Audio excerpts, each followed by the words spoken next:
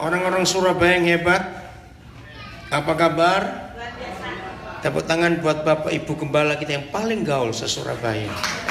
Oke, baik. Ada yang belum tahu, Ibu Gembala kita penjual tahu goreng. Yang di rumah, selamat pagi, kami di Surabaya. Baik, kita mau belajar. Mudah-mudahan apa yang kita pelajari hari ini nggak hanya membuat kita kaget, tapi harus merubah prinsip dan konsep hidup kita. Betul?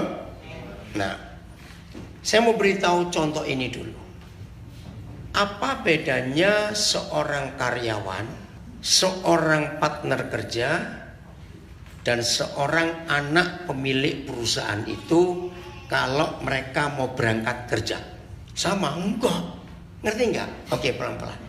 Karyawan mau berangkat kerja ke kantor, satu kantor. Nah, di kantor itu juga ada partner. Nah, partnernya juga mau masuk kantor itu. Terus pemilik perusahaan kan punya anak, bukan? Loh, saya tanya kok. Atau? Nah, anaknya juga mau ke kantor.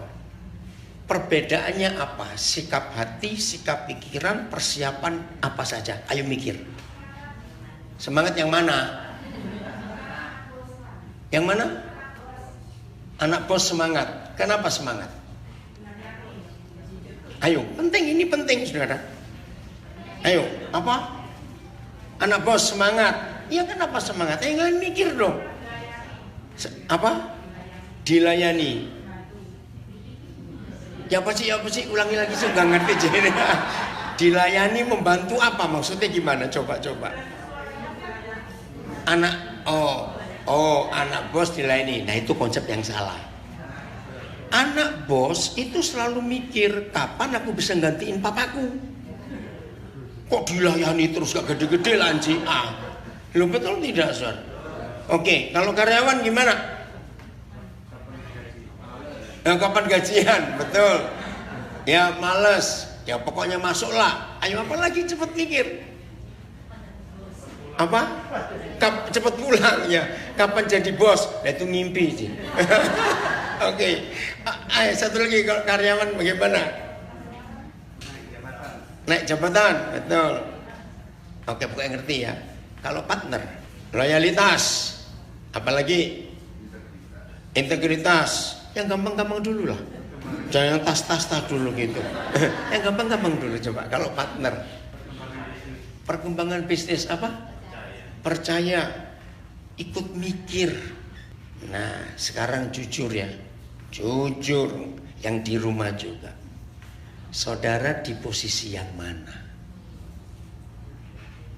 Kalau Tuhan kita itu yang punya perusahaan, lah ya kok diem semua sih? Neka ya mulai aku juga capek. Ayo, jujur, nggak usah jawab. Saya nggak perlu jawaban lewat mulut, tapi dalam hati. Kira-kira saya tanya umum, dari jumlah sekian banyak orang Kristen yang rajin ke gereja, sampai ada istilah maha hadir.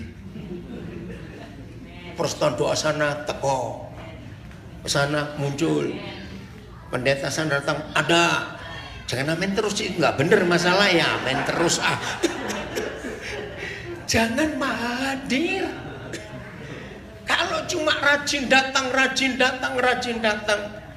terus hobinya doakan saya ya, doakan saya. Saat ketemu di pendeta, doakan saya. Ngerti nggak maksud itu? Ketemu hamba Tuhan siapa saja, doakan saya. Terus bagi kalau ada brosur kebaktian, ada iklan begini. Setelah khotbah didoakan satu persatu. Wih, senengnya. Betul nggak? Wih, aku mau dapat nubuatan apa ya? Waduh, aku perlu apa ya? Ini loh yang merusoi surga, saudara. Ini yang buat kotor surga. Maaf, jangan tersinggung. Nah, setelah saya beritahukan 3 posisi ini, karyawan, partner, dan anak, menurut saudara, mana yang memenuhi gereja dalam jumlah besar? Yang mana? Cepat jawaban. Nah, ini perampok-perampok surga itu. Mintanya diberkati terus. Tolong aku Tuhan. Tuhan, anakku gak kawin-kawin Tuhan. Kenapa sih Tuhan? Anak doa dijawab, anak kawin, mantu diributin. Ada enggak? Loh, banyak lagi. Serius saudara. Minta.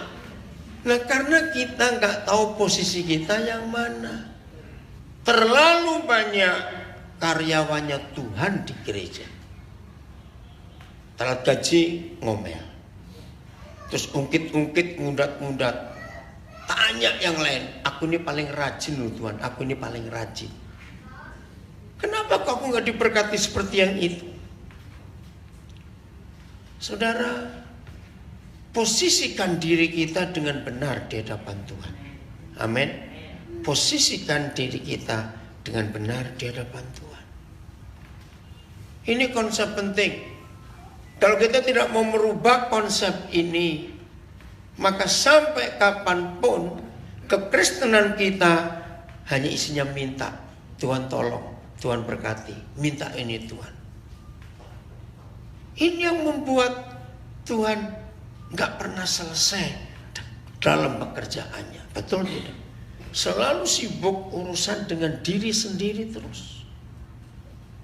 Maaf, jangan tersinggung. Siapa yang kalau berdoa masih seputaran anggota keluarganya sendiri. Mau doa pagi, mau doa siang, mau doa sore, mau doa malam. Nah, kapan doanya mulai kurang? Ya nek mati sitok-sitok anggota keluarga ini. Saya nggak enak ngomongin. Betul tidak? Nah, ini yang membuat pekerjaan Tuhan nggak pernah selesai. Sibuknya hanya untuk kepentingan diri sendiri. Oke, saya naik. Antara karyawan, partner, dan anak. Mana yang betul-betul mikir, ikut memikirkan. Kalau perusahaan goncang, ikut sedih. Dari tiga ini yang mana? Partner dan anak. Ikut mikir pasti. Kalau karyawan, gimana modelnya? Ayo jawab dong. Kalau karyawan gimana? Gak apa-apa, bangkrut gak bangkrut aku balik liani gitu. Cari lagi kerjaan yang lain kok ini bangkrut, nggak pusing. Saudara, inilah waktunya untuk kita sebagai anak-anak Bapa di surga. Jadi kalau saudara berani menyebut aku ini anaknya Tuhan, tapi kalau mentalmu mental karyawan, ngerti nggak maksudnya? Yaitu tadi yang jawab minta dilayani terus. Maaf. Ayo berubah dalam hidup ini. Amin. Sudah waktunya. Kita tidak hanya mikir untuk diri sendiri terus.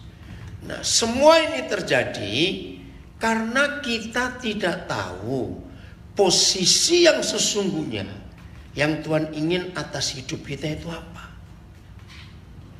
Kita lihat Wahyu 14 ayat 1. Ya, Wahyu 14 ayat 1. Coba saudara buka. Inilah satu-satunya posisi yang tertulis paling aneh di seluruh Alkitab. Ya.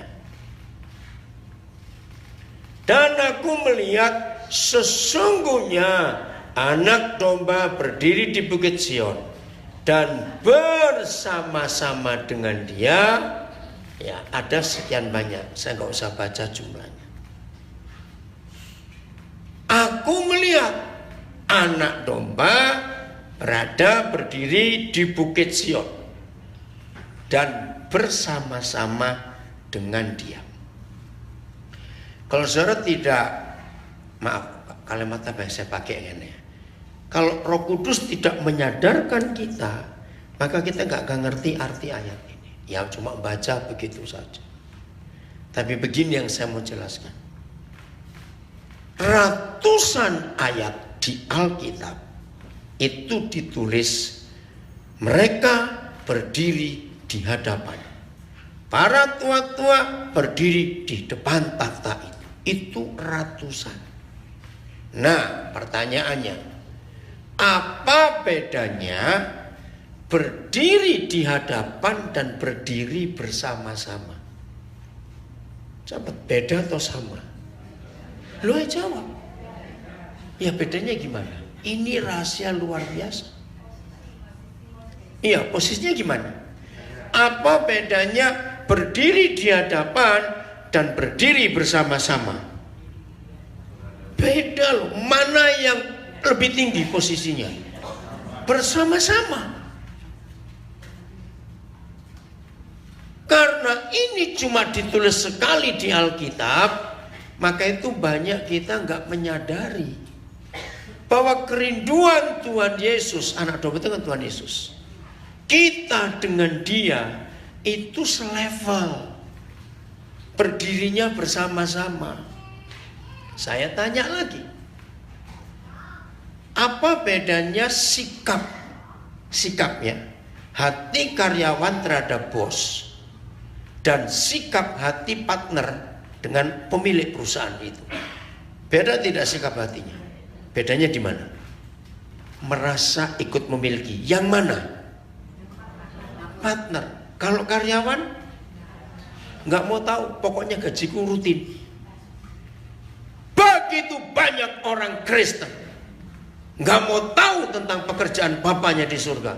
Pokoknya aku diberkati, pokoknya aku sukses, pokoknya aku berhasil. Ini yang merusak pekerjaan Tuhan, saudara. Tidak pernah mau tahu. Hari ini kita harus berubah dalam konsep itu. Setuju? Mau sampai kapan? Kita hanya minta, tolong Tuhan, berkati Tuhan, buat mujizat Tuhan. Mau sampai kapan? Sudah berapa puluh tahun kita mengaku Kristen. Pertanyaannya, bukan berapa banyak yang Tuhan sudah berkati aku. Kalau kita sadar sudah berapa puluh tahun kita jadi Kristen, pertanyaannya, sudah berapa besar kepercayaan Tuhan atas hidup saya? Beda enggak itu, saudara? Kepercayaan Tuhan, itu yang Tuhan cari atas kita. Selama kita masih dalam posisi berdiri di hadapan anak domba, maka saudara tetap memposisikan diri sebagai hamba dan karyawan. Semua kita pasti pernah dengar khotbah, pernah baca Yohanes 15 ayat 15. Betul tidak? Semua kita pasti pernah baca. Loh, kok diam saja? Saya tanya, apa itu maksudnya? Yohanes 15 ayat 15, tahu nggak? Oke, nggak tahu, buka ayatnya. Ayo, Yohanes 15 ayat 15. Aku tidak menyebut kita lagi. Yesus nggak menyebut kita sebagai hamba, sebab hamba tidak tahu apa yang diperbuat oleh tuannya. Stop sampai situ dulu. Ini loh mental karyawan. Hamba karyawan itu nggak perlu tahu bagaimana modal perusahaan, keuntungan perusahaan, kerugian perusahaan. Perlu tahu nggak kalau karyawan? Enggak. Nah, maka itu Yesus menyebut, kalau kita tetap hamba, maka kita nggak akan tahu yang Tuhan kita mau buat itu apa, kita nggak pernah tahu. Sebab seorang bos tidak perlu memberitahu karyawan tentang rencana perusahaannya mau dibawa kemana. Urusannya apa? Ngasih duit aja nggak pernah, malah minta terus kok. Itu kan karyawan. Betul? Harus berubah, saudara. Ini yang Tuhan rindukan atas hidup kita.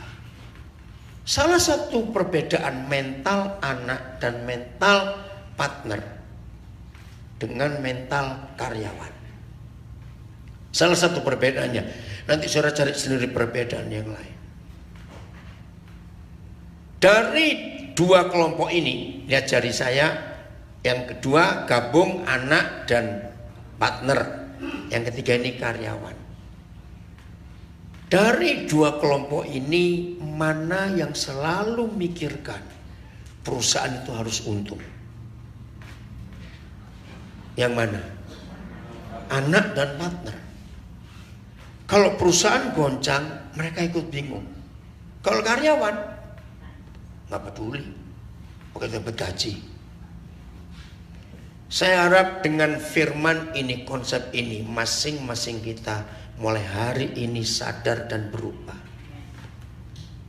Yang hobinya cuma minta berkati aku Tuhan, tolong aku Tuhan, buat ini begini Tuhan supaya usahaku ini sukses. Tapi tanpa pernah mikirkan bagaimana pekerjaan papaku ini. Jadi malam dalam perjalanan kami pulang dari Storjo, terus saya dapat WA salah satu anak. Saya bacakan yang semobil. Ming, nanti sampaikan Lung. Ya, kira-kira 5 tahun yang lalu ada orang nama Lung tuh ada Indonesia nggak sih? Coba Hongkong. Oh ya pokoknya begitu. Dia ngundang saya retreat gereja Bethel Angel sepenuh di Terawas. Saya ngisi 2 sesi. Nah, ketika saya lagi ngajar, tahu Roh Kudus bicara kepada saya tentang seorang. Ini anak dari negara Bali. Saya nggak kenal. Tapi Roh Kudus bicara kuat sekali. Anak ini begini. Oh ya. Selesai, saya minta panitia untuk tunjuk, lihat anak itu yang pakai baju ini. Boleh nggak nanti selesai sesi ini suruh ketemu saya? Saya sampaikan saudara, dia nangis, hidupnya itu hancur. Dia satu-satunya anak yang gak disukai bapaknya. Dari sejak SMP bapaknya sudah bilang, pokoknya papa gak akan biayai kamu kuliah.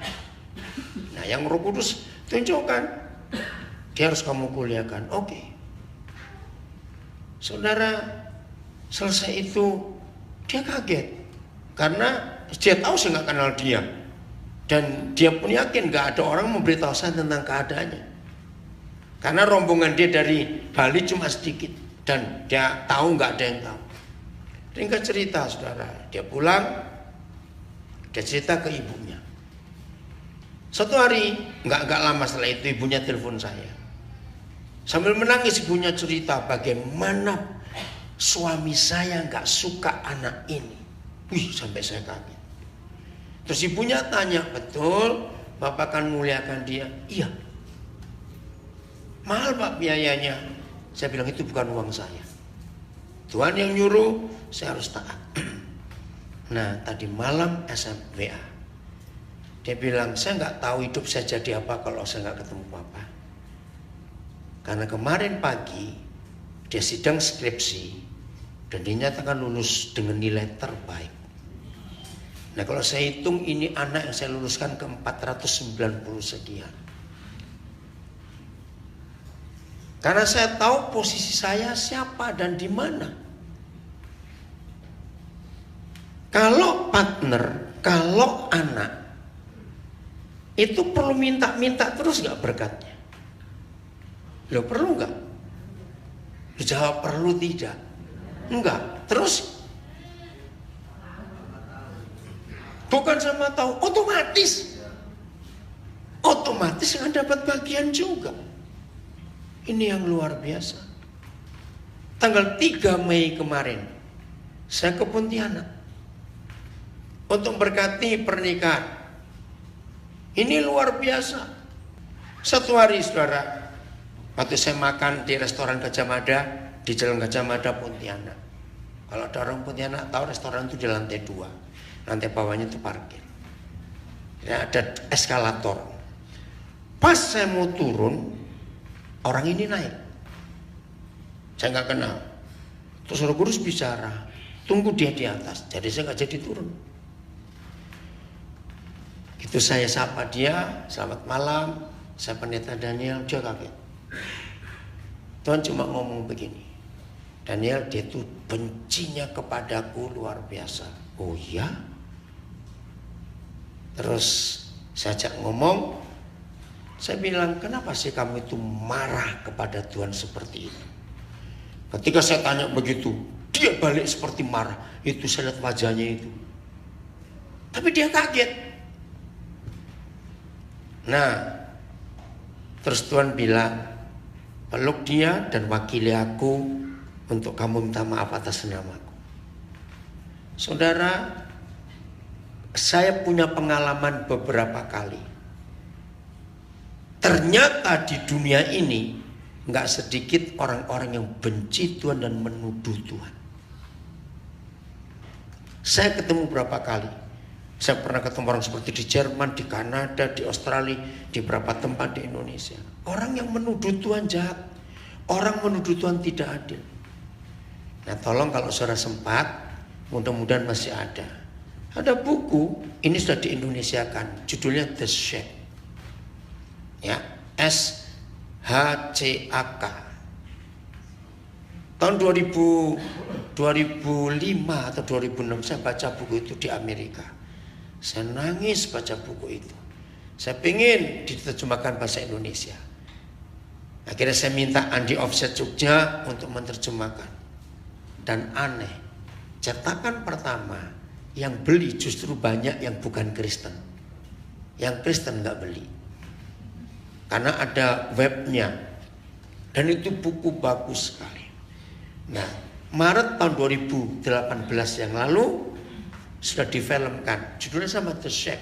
Saudara boleh cari di YouTube. Kisahnya seorang hamba Tuhan rekreasi musim panas, piknik. Entah bagaimana terjadinya, anak yang paling kecil umur 6 tahun hilang. Ternyata diculik. Tidak ada berita. Tapi polisi bilang pasti dibunuh. Dia marah kepada Tuhan. Dia marah. Ringkas cerita, Tuhan menemui dia. Tiba-tiba dia dibawa ke pengadilan. Seru. Saudara silakan nonton filmnya. Cari bukunya. Mudah-mudahan masih ada dijual. Dalam adegan itu, dia jadi hakim. Setan jadi jaksa penuntut. Tuhan duduk di kursi terdakwa. Dia kaget. Tuhan berkata, adili aku sekarang atas tuduhanmu. Bahwa aku tidak bertanggung jawab atas anakmu. Aku kejam segala macam. Itu seru. Di bagian itu saya nangis gak habis-habis. Ternyata betul. Tanpa kita sadari seringkali kita menuduh Tuhan kejam dan jahat. Tanpa kita sadari seringkali kita menuduh Tuhan, kok kenapa tidak adil? Ngaku betul tidak? Maka itu saya minta cepat diterjemahkan dalam bahasa Indonesia. Kisah nyata dan bagus sekali. Nah, saya kembali ke anak ini. Ketika saya berkata, atas nama Tuhan, saya minta maaf karena kamu tuduh Tuhan jawab. Dia dorong saya bilang, tidak. Kaget. Tapi dia nangis. Nah, dari eskalator itu sebelum masuk ke rumah makan itu WC. Jadi saya tarik dia mundur ke depan WC sehingga yang lain gak lihat. Pokoknya mulai hari ini, anggap saya papamu, saya minta maaf atas nama Tuhan. Lalu dia cerita, bagaimana saya gak marah kepada Tuhan? Kami 3 kakak beradik semuanya laki, dia nomor 2. Ayah ibu kami meninggal waktu kami masih kecil-kecil. Hidup kami sangat-sangat miskin untuk makan saja. Nah, om tante kami dari pihak mama papa gak peduli. Maka itu kami sakit hati dengan Tuhan. Kami gak percaya Tuhan karena dia kejam dan jahat. Bayangkan. Saya percaya kalau kita ngalami itu benar ngomong yang sama, betul kan? Kenapa masih kecil-kecil butuh orang tua kok mati? Nah, dikit-dikit Tuhan disalahkan. Padahal ada satu yang kita nggak tahu terjadi. Pokoknya saya bilang mulai hari ini, saya akan bertanggung jawab untuk hidupmu. Dia bilang, mana bisa Bapak nggak kenal saya? Nggak perlu, saya bilang. Yang penting Tuhan sudah bicara. Saudara, dia itu tadinya TKI ilegal di Malaysia. Tapi dideportasi karena nggak punya visa. Maka itu dia nggak bisa pulang ke Kupang, nyangkut di Pontianak. Nah, selama di Pontianak, dia nggak punya tempat tinggal. Tidur di jalanan, ya asal makan seadanya. Maka itu dia kecewa hidupnya. Saat itu kakak dan adiknya hilang jejaknya, sudah nggak tahu kemana. Karena waktu dia meninggalkan Kupang, mereka tiga nggak pernah bisa beli handphone, untuk makannya susah. Akhirnya saya bilang oke. Nggak kebetulan itu pas akhir April atau awal Mei. Saya bilang kamu kuliah, papa kan biaya kamu. Akhirnya dia kuliah di Untan, di Tanjung Pura di Pontianak. Semester 3 Roh Kudus bilang saya gini, biaya dia untuk pulang ke Kupang, cari kakak dan adiknya, dan bawakan dia 2 handphone. Saya turuti. Arit, kamu cepat pulang ke Kupang liburan ini. Untuk apa Pak? Ya cari kakakmu, cari adikmu. Nggak tahu. Sudahlah kamu pulang. Nanti papa yang berdoa, sebentar ketemukan. Dan kamu beli 2 HP untuk kakak dan adikmu. Dia rasa aneh, saudara. Tapi dia tahu cara hidup saya. Dia sangat tahu. Akhirnya dia pulang dengan bawa 2 HP. Terus saya pesan, pokoknya kalau kamu ketemu, langsung telepon papa dan pakai speaker. Papa ingin ngomong kepada 2 saudaramu itu. Dia itu heran sekali. Ngerti maksud saya? Karena saya tahu posisi saya. Saya adalah partner Tuhan. Dan ada orang yang kecewa dengan partner saya. Saya harus bela dong partner saya ini. Ngerti nggak cara hidup? Ongkos urusan nanti. Saya berdoa, Papa tolong. Nah ini doa yang benar. Jangan doa, kapan aku kaya, kapan aku kawin. Awas kamu.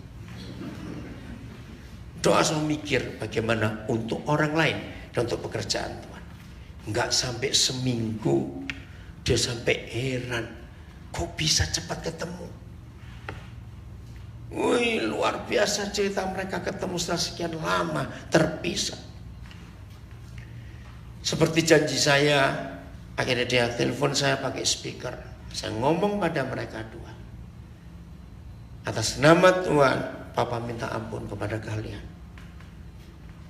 Karena kalian anggap Tuhan itu kejam, sehingga ayah ibu meninggal. Kayak mulai hari ini Papa jadi Papa kalian. Kasih handphone itu. Nah, 19 Oktober tahun lalu dia diwisuda sarjana. Sayang saya nggak bisa hadir.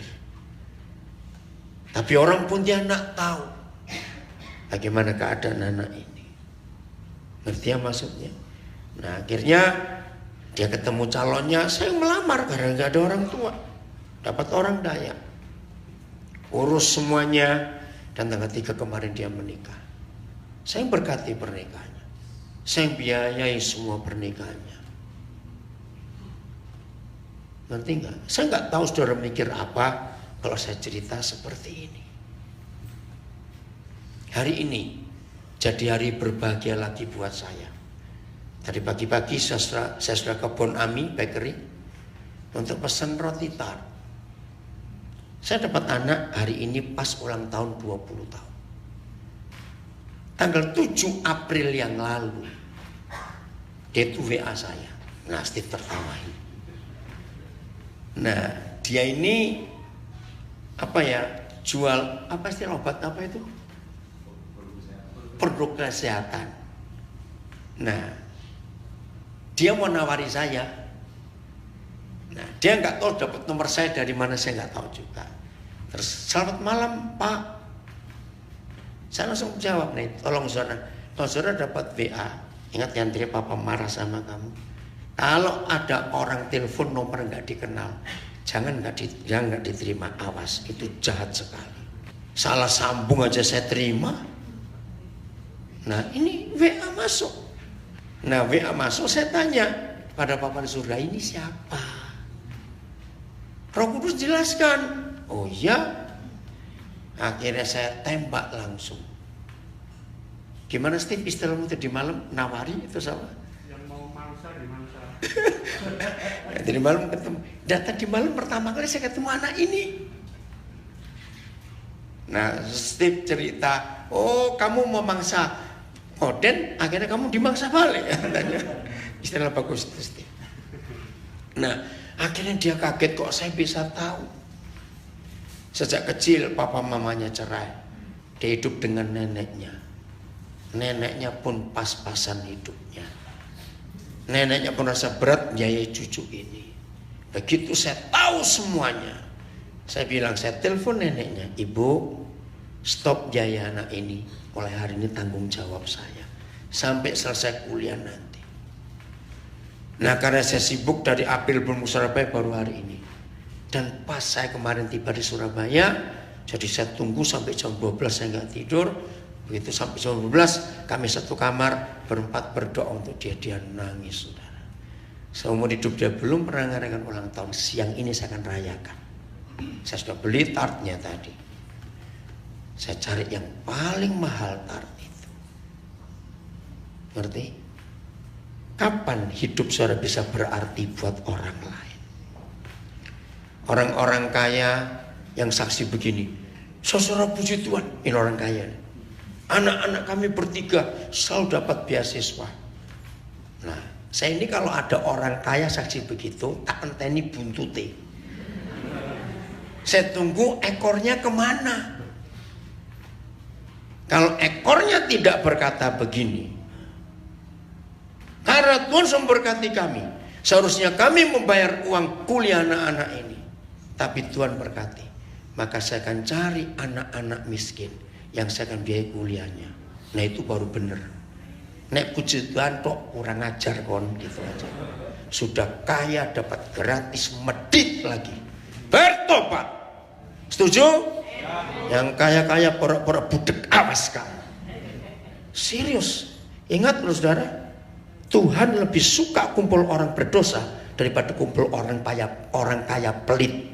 Betul atau tidak? Catat baik-baik. Karena itu model saya seperti ini. Saya ini punya teman kaya sedikit sekali karena takut. Loh, serius. Teman kaya saya nggak banyak. Catat itu baik-baik. Jadi kalau saudara kaya, anak-anak dapat beasiswa, ingat yang miskin. Amin. Ingat yang miskin. Mereka perlu. Jatah yang kita beri anak kita sudah diambil oleh negara atau oleh kampus, ya kita bagi ke orang lain dong. Ayo kita betul-betul melakukan apa yang Tuhan inginkan. Nah, jadi kalau posisi kita berdiri bersama-sama dengan anak domba, maka mental kita pasti bukan mental karyawan. Oh enggak, amin. Mental kita mental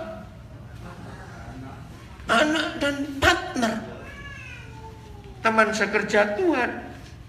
Coba kita buka 1 Korintus 3 ayat yang ke-9 ya. Nah, baca sama-sama. 1, 2, 3. Karena kami, ganti saya ya. Ayo ganti saya. 1, 2, 3. Karena saya adalah kawan sekerja Tuhan. Stop dulu, saya, supaya jelas ya. Kalau saya, kita adalah kawan sekerja Tuhan. Tidak semua kita, ya saya perhatikan, tidak semua kita pernah punya partner dalam bisnis. Tapi ngerti nggak kata kawan sekerja itu posisinya bagaimana? Sama, selevel atau beda? Sama, partner. Nah, pernahkah kita menyadari bahwa yang namanya partner bisnis nggak harus dihitung taruh uangnya sama, enggak. Ada perjanjian beda-beda, terserah. Tapi yang penting, bisa nggak berpartner itu yang satu nggak butuh yang lain? Jawab bisa tidak? Nah, seorang ngerti semua loh kalau begitu. Ingat, jadi bagaimanapun maha kuasanya Tuhan. Saya ulangi, bagaimanapun maha kuasanya Tuhan, kalau Tuhan tanpa partnernya, bisa nggak dia menyelesaikan sendiri? Tidak. Nah, ini caranya.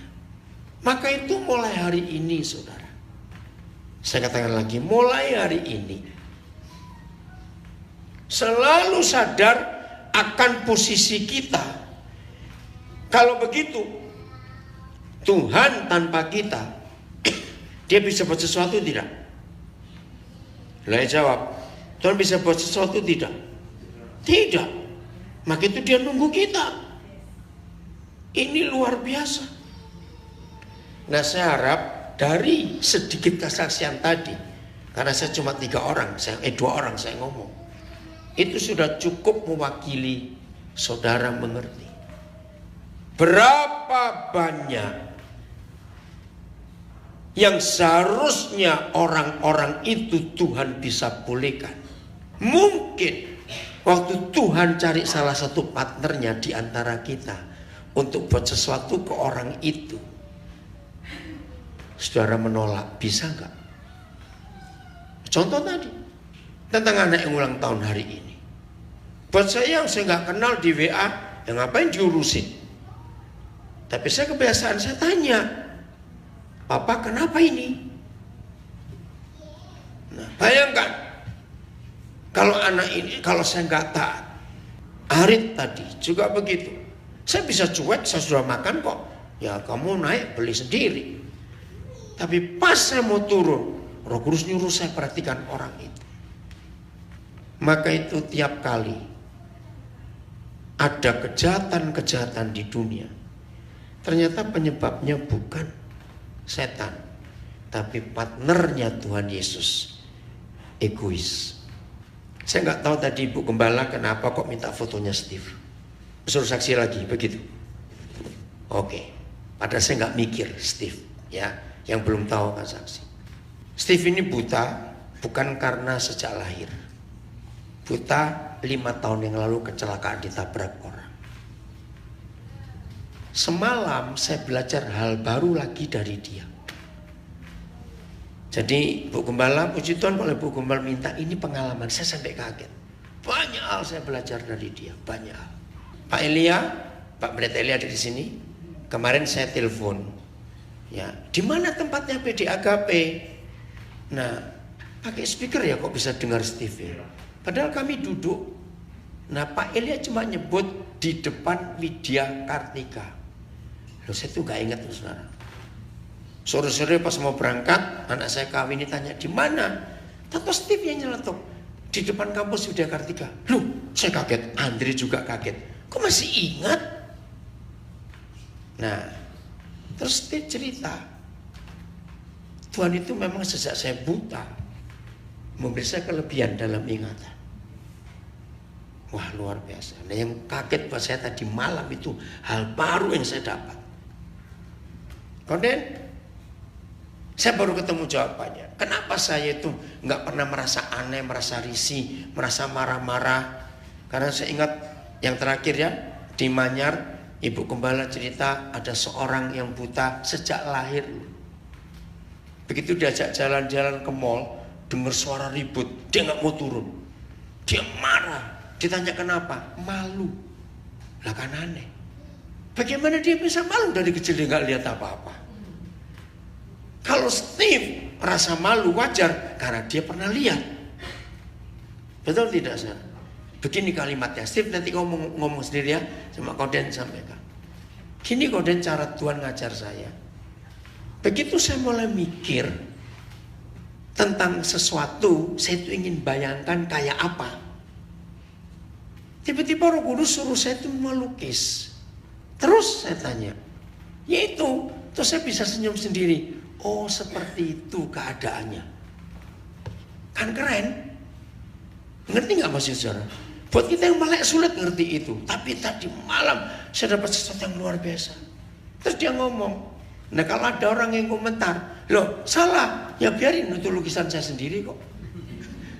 Ya betul juga kalau begitu. Ngapain kamu salahkan? Kamu juga nggak tahu apa yang saya lukis. Itu hal yang luar biasa.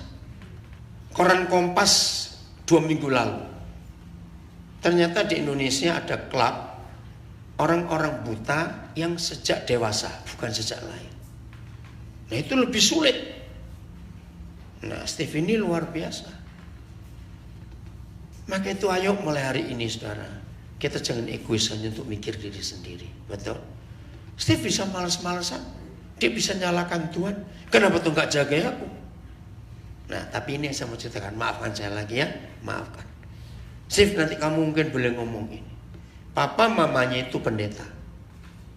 Berapa tahun mereka jadi gembala, Steve, sebelum sampai kamu kecelakaan itu? Kira-kira. Nah, 98. Berarti kenalan pendeta kan banyak. Kenalannya banyak juga. Maaf, semua untuk kemuliaan Tuhan. Kalau saya cerita ini, jangan lihat ke saya, tapi lihat apa itu posisi saya di hadapan Tuhan. Dari semua kenalan Steve, papanya Steve.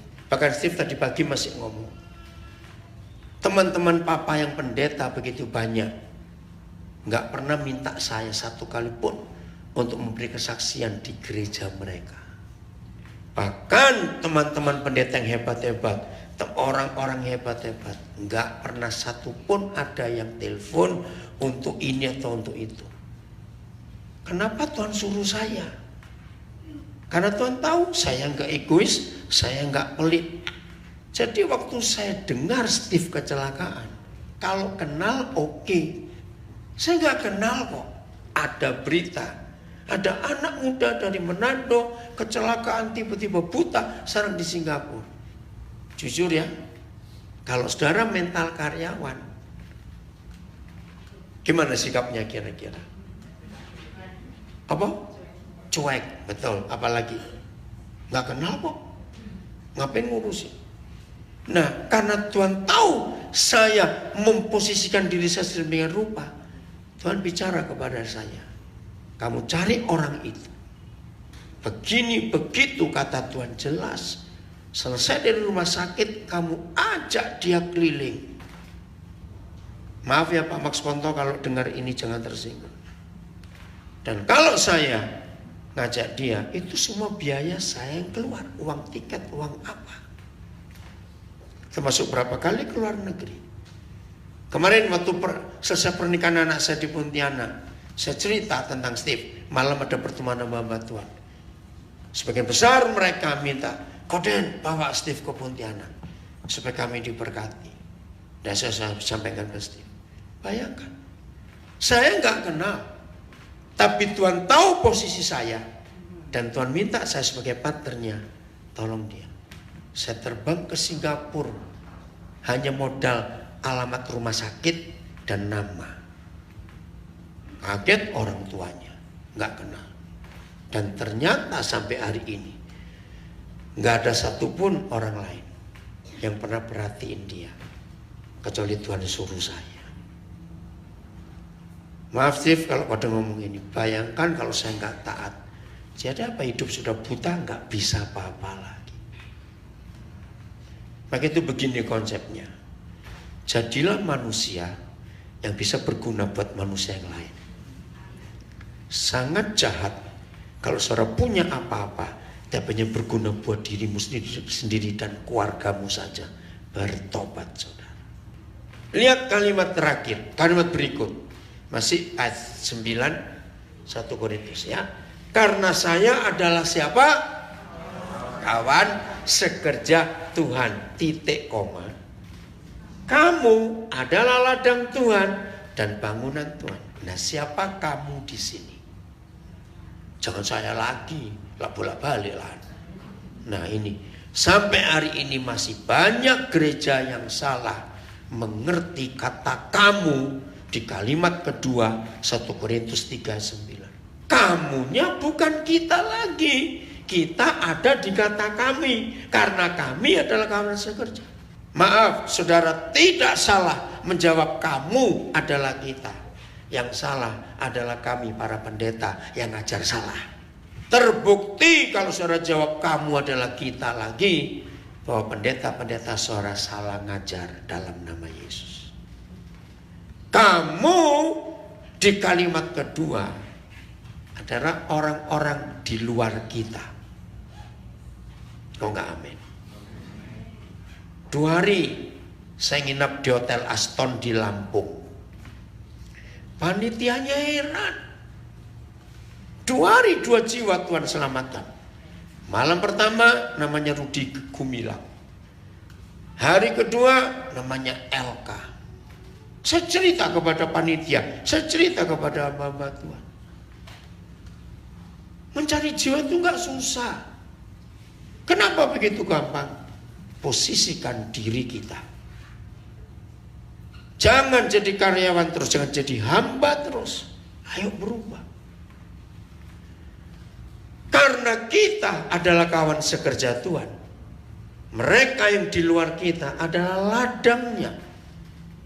Saya paling gampang pakai istilah kontraktor.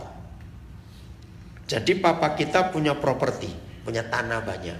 Betul? Nah, mereka yang di luar kita itu ladangnya. Nah, di ladang properti yang kosong itu Tuhan mau bangun rumah. Mereka itu jadi rumah. Ayo mulai hari ini kita betul-betul belajar melihat hal yang luar biasa ini. Pada akhirnya kita buka Yesaya 44. 2 ayat yang terakhir. Ayat berapa ya? 26, 27. Yesaya 40, 40. 2 ayat yang terakhir. Kita lihat. Maaf, saya agak terganggu karena Senin. Sebentar, saya tiba di Lampung itu hari apa ya? Ini ada apa sih sekarang? Kamis, Rabu, Senin. Terima kasih. Saya tiba di Lampung Senin. Begitu saya turun pesawat, wih, saya sadar ini Tante Maria datang lagi nih. Malaria saya kandung. Panitianya kaget. Waktu jabatan tangan, suhu badan saya cukup tinggi. Saya bilang nggak apa-apa. Nah, biasanya saya tuh kemana-mana di koper saya mesti ada pil kina karena biasa orang Papua begitu. Karena sudah lama nggak kambuh, saya lupa nggak bawa. Nah, di Lampung saya dapat kina susah sekali. Ya udah, akhirnya saya makan obat flu saja. Ya puji Tuhan, tadi pagi saya ini baru bisa makan enak. 2-3 hari itu, susah sekali makan. Oke ya, ya. Ini aneh, saudara. Satu-satunya raja kafir namanya Kores. Ya, satu-satunya raja kafir. Bahasa Inggrisnya Cyrus. Yang dapat pujian luar biasa. Akulah yang berkata tentang Kores. Dia itu siapanya Tuhan? Aneh. Di kitab Raja-Raja, gembalanya Israel itu Daud. Tapi aneh, Kores ini gembalanya Tuhan. Lama saya ngerti ayat ini. Bahkan sampai hari ini di dunia teologi pun masih jadi perdebatan. Kok Tuhan perlu gembala itu ngapain? Kan tentu gembala kita. Tapi nanti saya akan tunjukkan rahasianya. Saya ulangi lagi, tidak ada raja kafir yang pernah ditinggikan dan dihormati oleh Tuhan seperti Kores. Kalimat berikut. Mengapa Kores diangkat begitu tinggi? Ini loh alasannya. Aku yang berkata tentang Kores, dialah gembalaku. Terus, nah, segala kehendakku. Berarti ada nggak kehendak Tuhan yang nggak digenapi? Lo ada nggak? Nggak ada. Kafir, raja bukan orang Yahudi. Dengan mengatakan ini, apa idenya Kores? Ayo baca tentang Yerusalem. Baiklah Yerusalem dibangun, dan tentang bait suci, baiklah diletakkan dasarnya.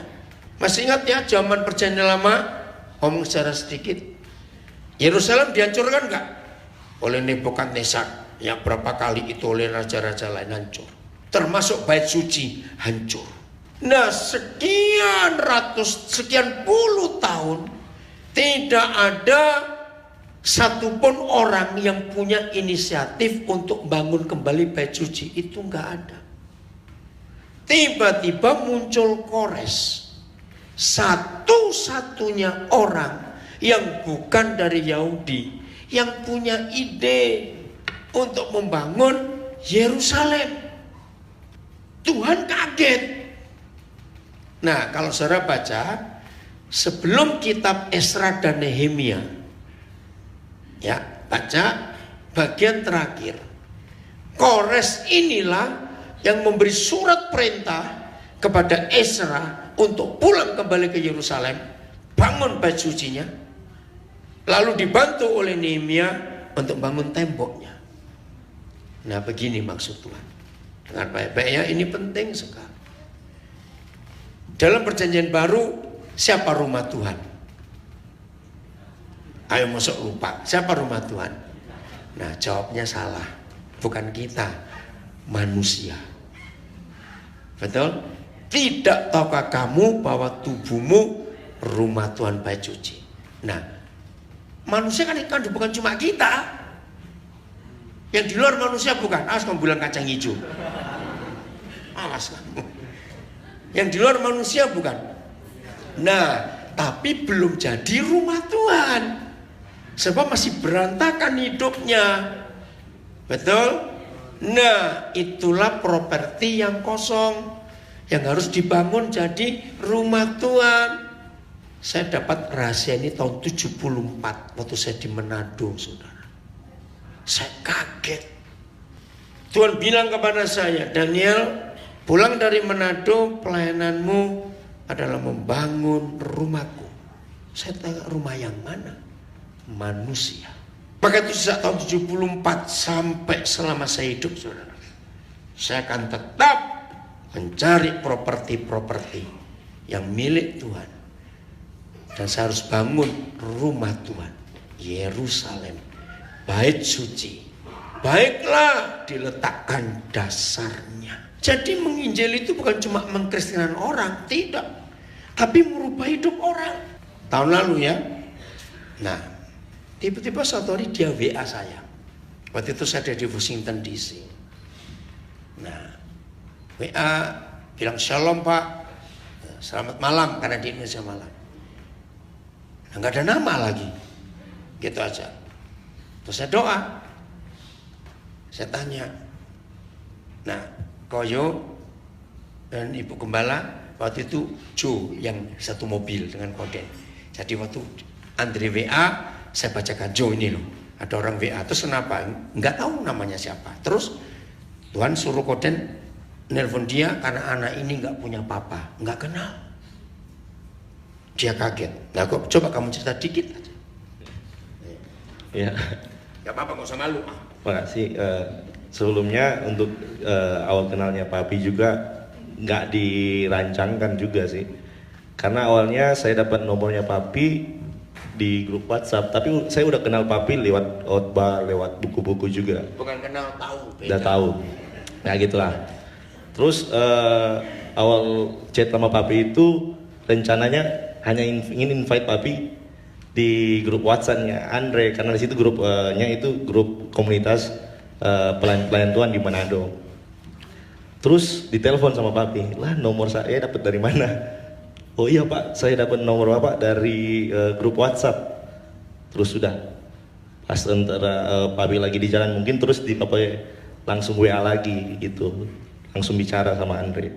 Kok orang ini tahu ya apa yang maksudnya jadi latar belakang, padahal secara pribadi saya aja sangat rasa hal itu sangat sensitif lah kalau untuk maksudnya untuk dibicarakan lagi. Karena bagi saya dulunya kalau saya lihat orang atau lihat keluarga yang masih bersama-sama gitu, saya rasa langsung seperti menangis loh gitu, kayak nggak lengkap. Terus makanya hal itu saya nggak mau diceritakan lah gitu. Terus Papi bilang, kamu kehilangan papa. Saya bingung, kok orang ini tahu ya, dapat info dari mana gitu. Terus lanjut beliau juga bicara terus, saya nangis waktu itu baca ya Papi, mulai hari ini kamu jadi anak Papi, kamu nggak usah rasa gimana sama Papi, mewakili bapakmu yang meninggal. Karena dulu papa saya meninggalkan saya, meninggalkan ibu saya waktu saya masih dalam kandungan. Jadi dikatakan juga, saya nggak tahu kalau mungkin kalau papa saya masih hidup, beliau juga nggak tahu kalau saya ada di ibu saya sedang melahirkan saya gitu. Jadi mungkin dari masa kecil itu saya udah bertumbuh sebagai orang yang sangat fatherless, nggak kenal siapa bapak saya waktu itu. Ya, saya bersyukur lah untuk hal ini bahwa Tuhan mempertemukan saya dengan papi. Oke, puji Tuhan. Duduk lagi, saudara. Saudara bayangkan, ada berapa juta lagi orang-orang seperti ini di sekitar kita. Betul? Maka itu betapa jahatnya kalau kita tetap dalam posisi karyawan di hadapan Tuhan. Saya bersyukur Tuhan itu luar biasa. Saya bersyukur Tuhan beri saya istri yang bisa mengerti panggilan ini. Kalau istri saya nggak bisa ngerti panggilan ini, saya nggak tahu jadi apa. Maka itu bagi yang belum menikah, catat. Menikah itu nggak cuma dengan orangnya, dengan visinya juga. Kalau istri saya menikahi saya, nggak mau dengan visi saya, pasti nggak akan jadi semua pelayanan seperti ini. Maka itu penting sekali untuk hidup mengerti kebenaran ini. Ya, jadi kembali kepada Kores tadi. Bagaimana Kores ini? Luar biasa, bisa dipercaya. Dia orang kafir, kok bisa? Nah, terus lihat pasal 45 ayat 1. Akhirnya Tuhan itu memberi puji-pujian kepada Kores. Luar biasa pujiannya. Yesaya 45 mulai ayat 1. Ini dahsyat sekali. Maka itu kalau ada di antara saudara yang sampai hari ini, maaf, berkata begini. Aku sudah sekian tahun melayani Tuhan. Kok rasanya nggak seperti terjadi apa-apa. Kiranya pasal 45 kitab Yesaya menyadarkan posisi kita. Jadi kalau ada di antara saudara yang selama ini menjadi Kristen, tapi seperti hidup saudara itu kok bagaimana begitu? Kiranya Yesaya 45 akan jadi jawaban buat saudara. Maaf kalau saya berkata, kenapa? Ada cukup banyak, bahkan ada berapa orang di ruangan ini, maafkan saya harus ngomong. Kalau saudara dengar jadi cerita saya semua ini, saudara pasti mikir uang saya itu banyak. Memang uangnya banyak, tapi di tangan saya semua, tunggu. Maka itu yang sering minta saya nggak kasih, bukan saya pelit. Karena itu uang Tuhan, saya harus tahu untuk apa. Karena itu uang Tuhan saya hanya gunakan untuk pembangunan rumah-rumah Tuhan di dunia ini. Bukan untuk hal-hal yang lain. Maka itu kalau ada yang sering minta kepada saya nggak beri, aneh memang. Jadi kalau ada orang yang minta saya, maaf. Kalau yang punya uang tidak suruh saya beri, saya nggak akan beri karena saya bendaharanya. Betul tidak? Maka itu harap mengerti. Apalagi kalau khusus yang Tuhan percayakan kepada saya untuk dunia pendidikan, ya untuk itu. Udah? Oke ya, saya lanjutkan. Yesaya 45 mulai ayat 1. Ayo kita hitung. Ada berapa janji Tuhan kepada raja yang aneh ini, saudara. Dan setelah saya baca ini, saya belum pernah ketemu janji Tuhan yang sehebat ini diberikan kepada Musa, Daud, Yusuf, Yesaya, Salomo. Enggak, saudara. Rahasia ini luar biasa. Hitung ya. Beginilah firman Yahweh. Inilah firmanku kepada orang yang kuurapi. Hitung 1. Aneh. 2. Kepada Kores yang tangan kanannya kupegang. 3. Supaya aku menundukkan bangsa-bangsa di depannya. 4. Dan melucuti raja-raja. 5. Supaya aku membuka pintu-pintu di depannya. 6. Supaya pintu-pintu gerbang tidak tinggal tertutup. 7. Aku sendiri hendak berjalan di depanmu. 8. Dan hendak meratakan gunung-gunung. 8 atau 9 ya? 8. 9. Hendak memecahkan pintu-pintu tembaga. 10. Hendak mematahkan palang-palang besi. 11. Aku akan memberikan kepadamu, Kores, harta benda yang terpendam. Berapa sekarang? 12. Harta kekayaan yang tersembunyi. Supaya engkau tahu bahwa akulah Yahweh Tuhan Israel yang memanggil engkau dengan namamu. Nah, ini bukti Kores bukan orang Israel.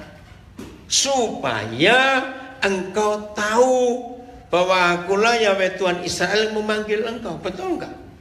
Loh, dia Israel bukan? Bukan.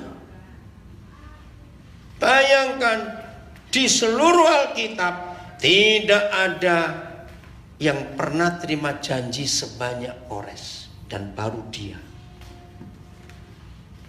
Karena motivasinya cuma satu. Yerusalem harus dibangun dan bait suci harus diletakkan dasarnya atau fondasi. Maka itu mulai hari ini, kalau semua kita yang mendengar firman ini memposisikan diri kita bukan karyawan lagi, tapi partner atau anak, hidup ini akan lain sama sekali. Kita akan nanti melihat dan merasakan hal-hal yang luar biasa. Ini kepercayaan Tuhan yang indah sekali. Nanti tanggal 26 Mei, tiba-tiba aja ada yang minta saya untuk ke Spanyol, ke Alicante. Saya tuh nggak tahu sebelah mana Alicante. Untuk 4 hari saja ada acara di sana.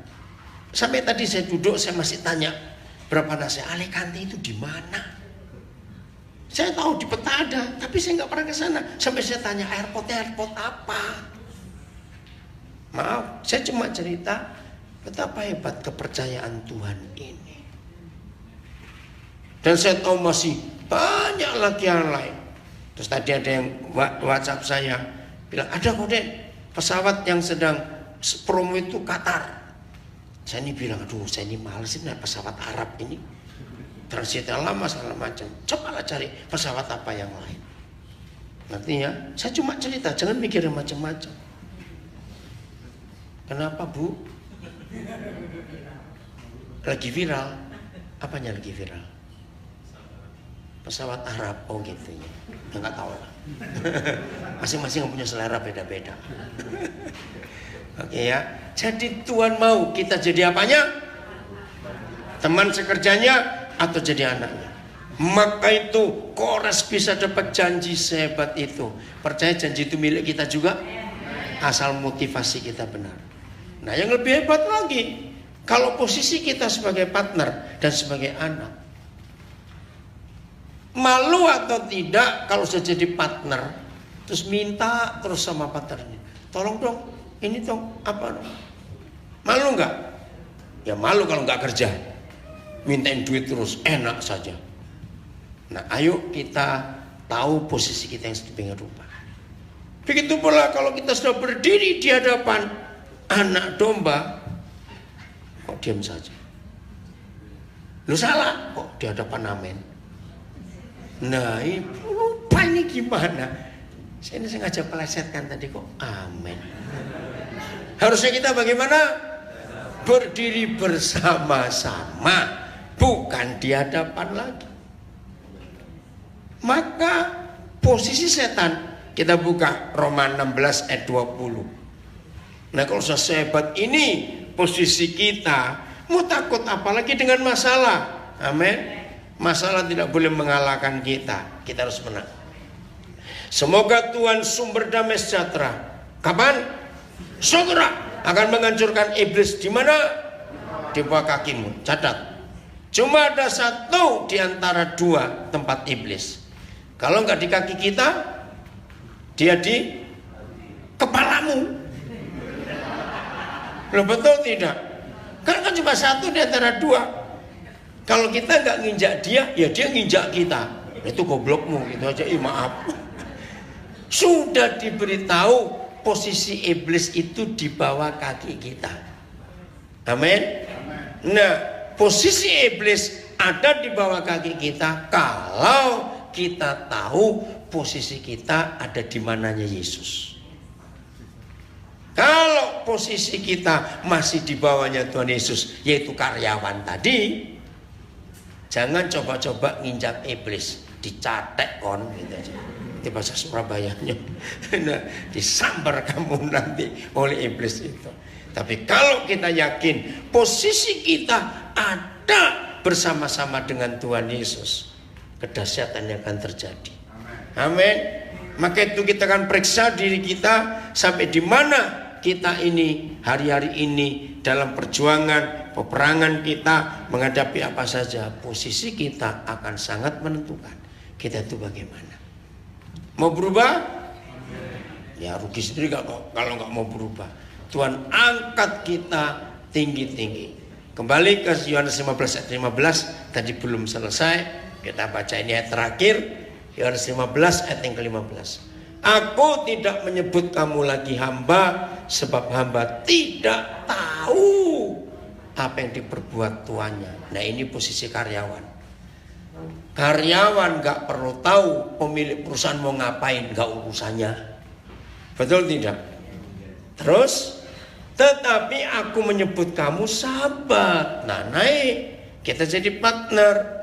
Karena aku telah memberitahukan kepada kamu sebagai partnerku berapa hal? Ayo berapa hal? Segala sesuatu yang telah ku dengar dari Bapakku. Berarti antara Tuhan Yesus dengan kita ada rahasia tidak? Enggak ada. Semuanya selesai. Karena dia tunjukkan semuanya itu.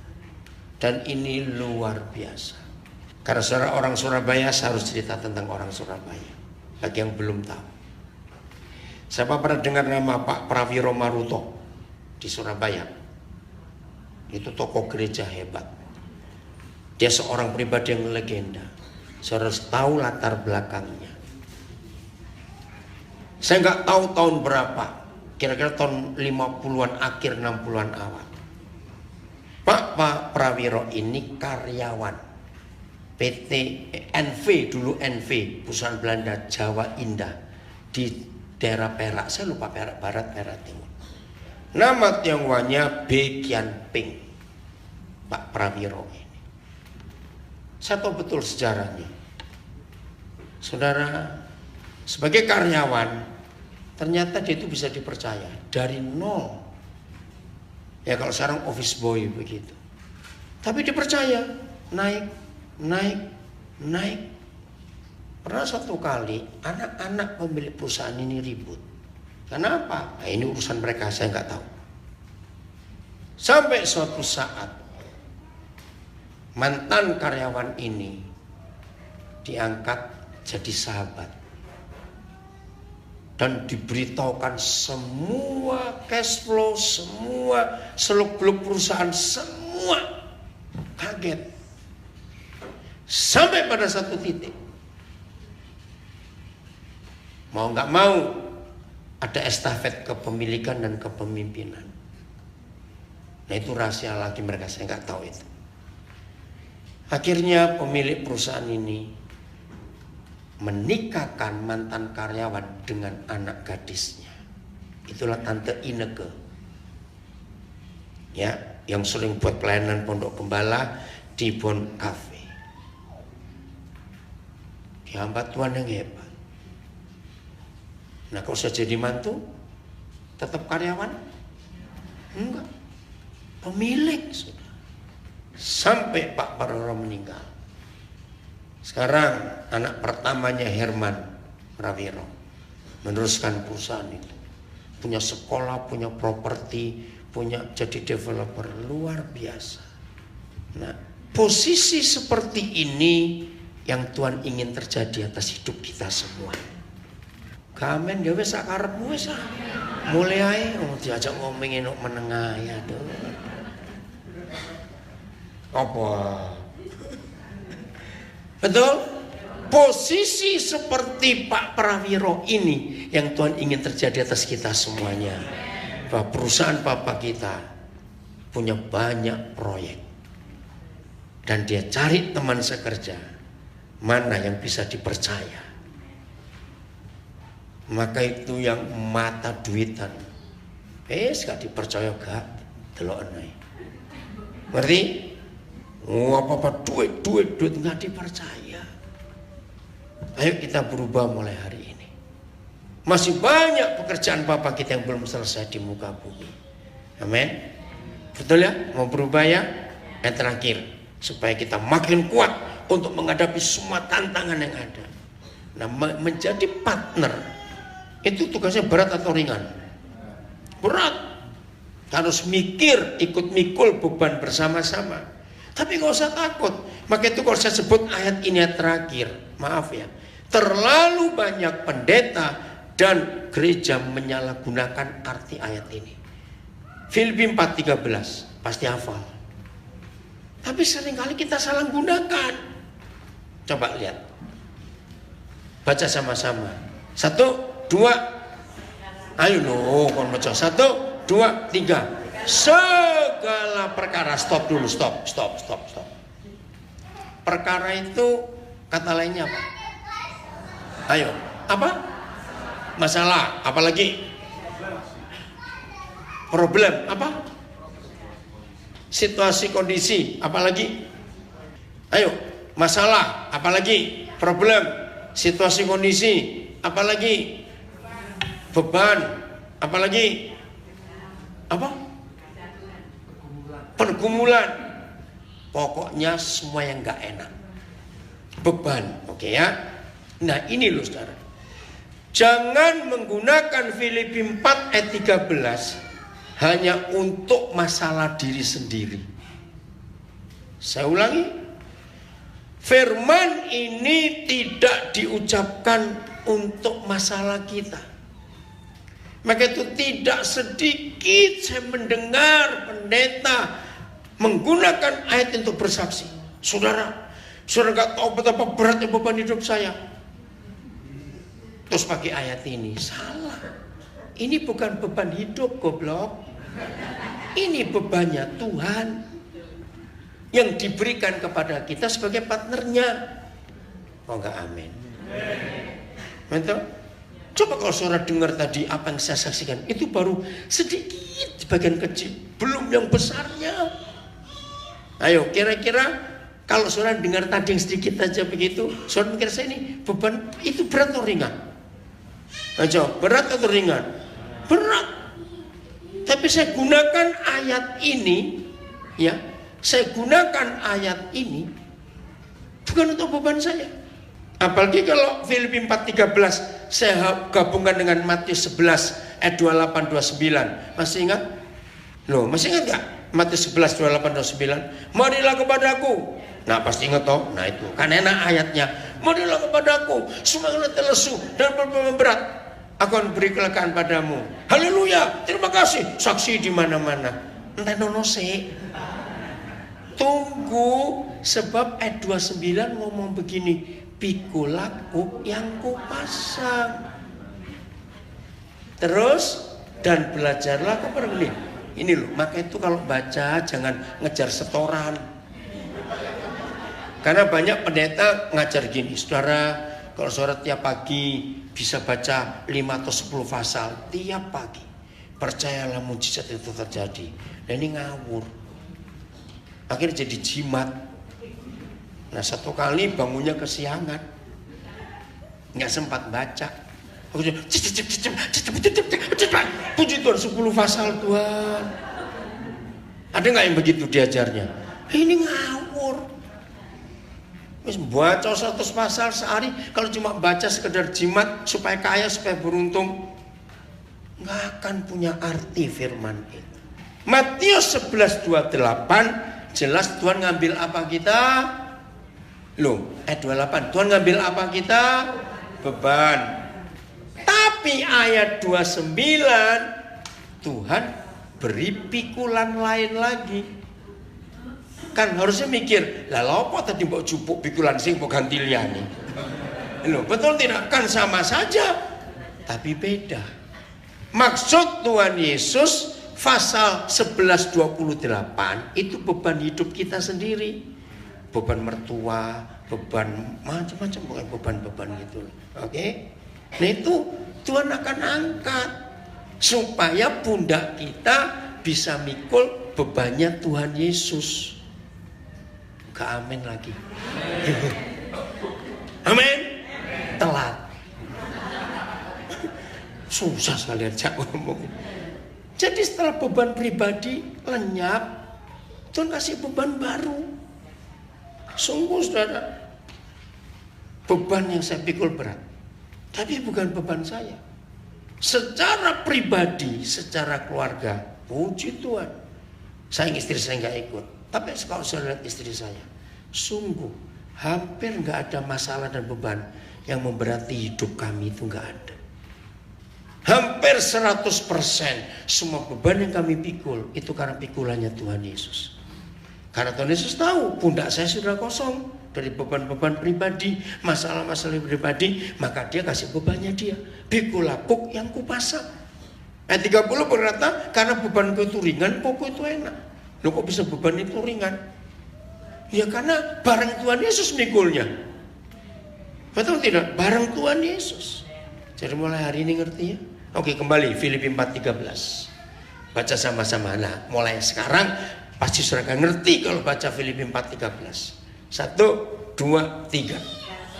Segala perkara. Stop. Ini perkaranya siapa? Nah, itu yang benar. Bukan perkara mertuamu, besanmu. Maaf. Bukan masalah pribadimu, tidak. Segala perkaranya Tuhan dapat kutanggung di dalam Dia yang memberi kekuatan kepadanya. Kenapa dia wajib, saya akan beri kata ini. Kenapa dia wajib memberi kekuatan kepada kita? Loh, masa nggak ngerti balik nomen gitu loh. Mengapa dia wajib memberi kekuatan kepada kita? Karena yang kita pikul perkaranya dia. Nah, kalau dia nggak ngasih kekuatan, ya colno ae wis, nggak kuat. Betul? Lepaskan saja, nggak kuat. Itu artinya Tuhan bertanggung jawab kepada partnernya ketika partnernya harus mikul beban perusahaannya ini. Maka itu bebannya ringan, pokoknya enak. Karena dia yang bertanggung jawab memberi kita kemampuan. Amin. Awas amanah mentok nggak jadi pelaku. Awas kamu. Mulai hari ini pikirkan itu. Nah, itu senang nggak jadi partnernya Tuhan Yesus. Awas ya, yang masih punya mental karyawan, bertobat kamu. Mau sampai kapan jadi karyawan terus? Ayo mikir. Nah, kalau sudah begitu, pulang dari sini saya harus berkata, Papa mana proyekmu? Loh, amin. Ya wis lah sakarepmu. Ditawari proyek kok nggak mau. Harusnya tanya, mana proyekmu? Ada banyak yang perlu kita kerjakan. Senang saudara, hidup seperti itu senangnya luar biasa. Betul ya? Sangat indah. Saya cuma cerita supaya saudara nggak mikir macam-macam. 24 April saya dengan istri saya meninggalkan Nabire untuk ke Jogja. Malam itu di Jogja ada KKR. 25 pagi ada acara yang hadir 1.200 orang. 25 pagi. 25 sore kami ke Bandung. Karena 25 malam ada pelayanan. 26 sore saya ke Singapura. Nah, masalahnya 23 April Bandara Nabire kebakar. Masuk TV rame. Yang Jogja, yang Singapura, yang Bandung bingung. Bisa terbang nggak? Nggak tahu, saya bilang. Bandara yang terbakar. Semuanya takut. Mau bagaimana? Nah, saya tuh enteng aja itu. Istri saya juga bingung. Terus gimana ini? Yang nunggu gimana? Ya mau gimana nggak tahu bandara terbakar. Terus kita bisa apa?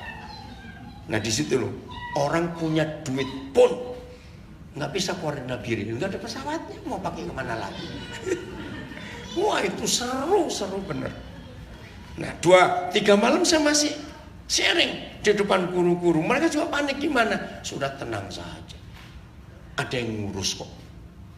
Nggak jadi berangkat ya sudah, mau gimana? Ya saya minta maaf pada mereka, bukan salah saya. Tapi Tuhan itu ajaib. Sore bisa diatasi, jadi besok bisa terbang. Nah itu loh caranya. Nah sudah, seharusnya tanggal 30 hari Selasa, saya tuh baru balik. Saya sudah beli tiket untuk balik ke Jakarta. 26 sore dapat kabar ada seorang saudara di Sydney. Saya harus ke sana, punya masalah berat.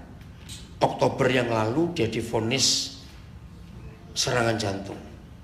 Untung nggak mati, sampai rumah sakit. Ternyata diperiksa dokter, ini bukan serangan jantung, jantungnya rusak. Sebab sudah buntu 90% lebih. Sampai dokter heran kok masih hidup. Udah diperiksa, akhirnya nggak bisa diapa-apakan, harus transplant jantung. Udah toh? Januari dapat berita livernya rusak, harus transplant liver. Nah 25 April itu dapat kabar lagi di ususnya ada kanker. Jadi jantung ditinggal dulu, liver tinggal dulu, harus meresin kankernya. Saya cuma dengar kabar gitu aja, Roh Kudus bilang kamu pergi. Oke. Nah gimana ngurus tiketnya mendadak begini? Dapat tapi mahalnya minta ampun. Nah maka itu lihat, orang pelit dan egois nggak akan dipakai Tuhan. Catatan ojok lali. Apa yang nggak bisa dipakai Tuhan? Pelit dan egois, pura-pura lupa, awas. Saya harus minta maaf kepada gereja yang undang saya di Singapura, karena harusnya Senin saya pelayanan. Saya harus berangkat Minggu tanggal 28. Ya udah, saya cuma bisa 3 hari, nggak bisa lama-lama. Karena itu tanggal 3 saya akan ke Pontianak. Ngerti cara Tuhan? 3 di Pontianak. Tanggal 4 saya ke Denpasar. Ada seminar pelayanan sampai tanggal 5. 6, 7 saya ada di Lampung. Nah 8 kemarin ke sini. Coba kalau saudara mikir, ini mikir apa? Jalan kayak begini nih. Kesel. Enggak ngelakoni kok kesel. Nah, kenapa enggak capek? Karena dia memberi kekuatan. Ya, kan saya tuh live streaming terus. Sampai orang-orang itu mengikuti. Ada yang tanya kemarin dari Rotterdam. Kok dia tuh pakai ilmu apa? Kok mencolot-mencolot katanya. Enggak ada ilmunya, ya begini nih pokoknya. Tanggal 11 pagi hari Sabtu lusa saya harus ke Manado untuk berkati pernikahan. Nah Minggu pagi saya harus ada di Jakarta, ada pelayanan. Nah jadi saya di Manado cuma 5 jam, keren ya. Terbang lagi. Minggu siang saya harus balik ke Surabaya karena Minggu sore ada pelayanan. Di mana Pak Ilya? Nirwana. Terus akan begitu hidup ini. Ayo melok yuk. Yang bayar dewi loh ya tiketnya. Saya cuma ngajak tuh bayar sendiri. Seneng ya kalau bisa berjalan dengan Tuhan seperti itu, amin. Indah bukan? Selalu berguna dan bisa jadi berkat buat banyak orang. Tuhan memberkati kita semuanya. Tepuk tangan buat diri sendiri. Oke.